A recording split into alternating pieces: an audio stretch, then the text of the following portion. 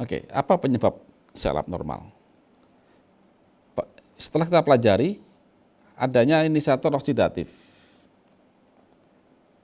dan juga ada sesuatu yang merubah DNA. Intinya begini, sel abnormal itu akan tumbuh, akan lahir dari semua sel yang mempunyai DNA. DNA itu adalah tempat Allah menyematkan sifat, algoritma pada setiap unsur kehidupan yang terkecil, yaitu sel.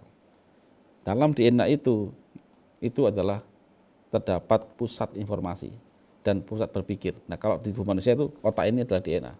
Di tingkat sel itu DNA seperti otak ya. Nah, sel abnormal itu akan terjadi jika DNA ya itu ada yang berubah.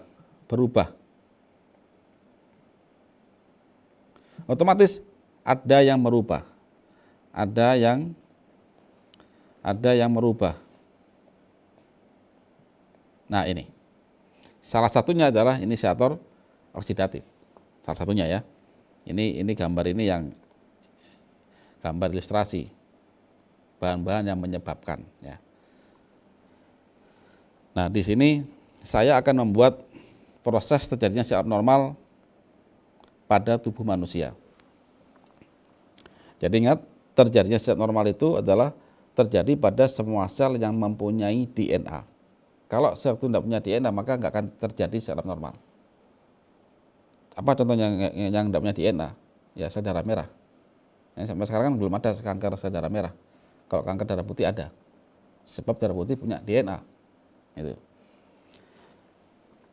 Nah, proses terjadinya sel abnormal versi konsep Carnus ya. Saya batasi ini versi konsep Carnus. Ini hasil pemikiran kami. Ada terjadi secara langsung dan terjadi tidak langsung. Saya perbesar. Ini gambar DNA kita. Ini gambar RNA kita. DNA ini terdapat di dalam nukleus. Dia adalah tempat Allah menyematkan semua sifat, semua karakter, dan semua resep tentang hereditas atau genetis dari setiap sel, itu kan. Nah, tempatnya ini DNA ini ada dalam nukleus. Nah, dalam nukleus. Kalau sel abnormal terjadi secara langsung, maka ada sesuatu yang langsung masuk ke nukleus merubah dia. Nah, otomatis seluruh hasil mitosis sel, jika ini berhasil berubah, maka dia langsung berubah. Gitu. Jadi begitu sesuatu masuk ke DNA ini dan dia berhasil merubah, maka seluruh hasil mitosis berubah dari sifat sel asal. Karena dia berubah sifat, maka sistem produksi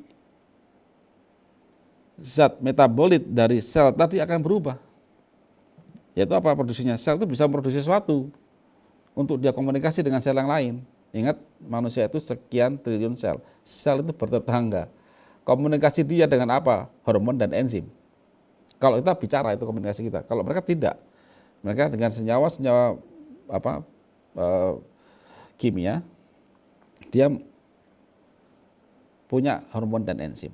Ada sel yang hanya menerima hormon, ada sel yang menerima dan juga mengeluarkan. Tergantung organ apa itu, sel pada organ apa. Nah, akhirnya setelah sifat sel berubah, hormon enzim berubah, maka dia berpotensi untuk merubah sel tetangga, artinya sel yang berinteraksi dengan dia. Sel yang menerima hormon dari dia. Hormon itu apa? Hormon itu adalah satu skema, zat kimia ya, dalam yang dibuat oleh suatu sel yang berisi perintah. Itu. Nanti kita coba saya jelaskan lebih lanjut nanti pada next slide. Kemudian Ini bisa terjadi pada seluruh sel yang punya DNA. Ingat. Nah ini. Oke, ini yang terjadi secara langsung ya. Secara langsung. Terus bagaimana yang tidak langsung? Kok bisa nggak langsung? Nah begini Bapak Ibu. Sel itu ibarat suatu rumah di mana ada kepala rumah tangga, kemudian ada bagian dapur. Kepala rumah tangga itu suami istri, itu DNA. Sedangkan selain itu adalah bagian supporting rumah tadi. Ada dapur, ada pembantu dan sebagainya. Gitu kan? Nah, setiap perintah dari DNA itu akan tertransferkan dalam bentuk messenger RNA. Ibaratnya apa? Ibaratnya kalau di rumah. Setiap perintah dari the big boss, dari suami istri itu ke pembantunya, dia mau makan rawon, maka dia perintahkan ke pembantu atau ke yang masak, saya mau makan rawon, ini resepnya, ini uangnya, maka dia masak. Nah, bagian dapur yang mengeksekusi itu adalah ribosom. Ingat ya, yang punya rumah itu nukleus, DNA, suami istri tadi, kemudian dia bikin resep, itu messenger RNA, kemudian messenger RNA akan bicara ke dapur, bagian dapur akan membaca dan memasak. Membaca dan memasak itu dikerjakan oleh ribosom. Hasilnya masakannya itu adalah rawon atau sesuai yang dipesan. Kalau di dalam sel itu adalah enzim atau hormon. Nah, sudah ya, di sini bisa pahami ya. Kalau proses abnormal terjadi tidak langsung, itu dia tidak perlu merubah pemilik rumah. Dia tidak perlu merubah ke nukleus, tidak. Tapi dia akan langsung merubah resepnya. Contoh, suami istri tadi menulis resep rawon. Rawon itu, karena saya orang Surabaya suka makan rawon ya, dagingnya itu 1 kilo, keluaknya itu mungkin 200 gram misalkan ya. Nah sama si inisiator atau sesuatu dirubah, dibalik Pak. Dagingnya itu 200 gram, keluaknya 1 kilo. Nah itu, dirubah resepnya. Nah bagian dapur tidak berdaya, dia mengeksekusi. Begitu messenger RNA atau resep itu dirubah, maka ribosom akan mengeksekusi. Akhirnya lahirlah hormon atau enzim yang berubah sifatnya. Kalau di rumah tangga, maka lahirlah rawon yang sangat uasin, kemudian sangat pahit karena banyak keluaknya, dagingnya sedikit. Nah itu, jadi rawon keluak namanya. Ya, oke. Kalau yang tidak langsung saya lagi, yang dirubah ininya dalam bentuk messenger RNA, ya, otomatis hormon dan enzim berubah. Terus siapa yang akan jadi abnormal?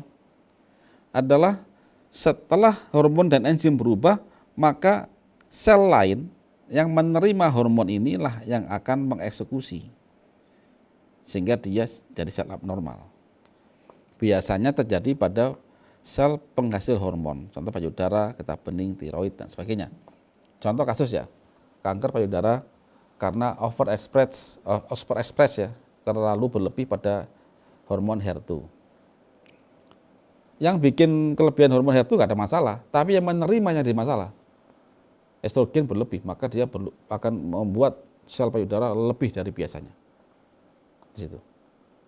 Itu ya.